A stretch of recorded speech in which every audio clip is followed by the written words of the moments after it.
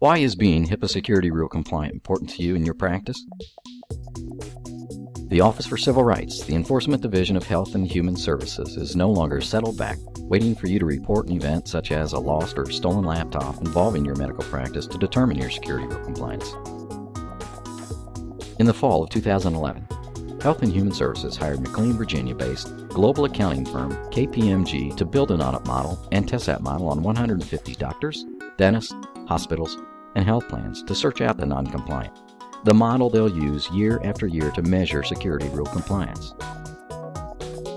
When the auditor calls to tell you your practice has been selected for an audit, the clock starts ticking. You now have 10 business days to respond to the auditor's request for records demonstrating you are indeed security rule compliant. 10 business days. Is that enough time for you to get yourself compliant, document, and provide the auditor with proof? It's not for most people. Of course, they will give you at least 30 days to prepare for their visit to your office. Even so, expect your audit to tie you and your staff up for at least 3 to 10 days, depending on the size and complexity of your practice and whether or not you've done anything to comply with the security rule. Random audits range from single physician practices to complex acute care medical centers. No practice is too small to fly under their radar. Found to be out of compliance comes with heavy penalties. Fines for practices like yours range from $100,000 to $50,000 per violation and up to $1,500,000 for identical violations during the same calendar year. Wow, that's a lot of dough.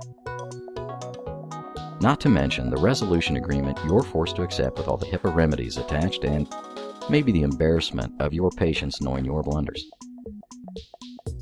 What's a resolution agreement?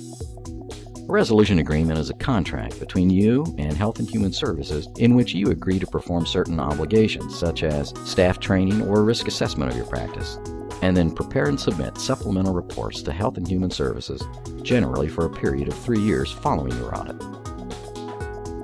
During those 3 years, Health and Human Services monitors your compliance efforts. It's kind of like doing your homework in the principal's office. Resolution agreements also include your agreement of payment of a resolution amount. You know, your penalty. Does it matter that your practice is owned by a hospital or other business group? Well, no. You see, the security rule is focused on you, your practice, your information system, your employees. Don't know what to do? That's okay.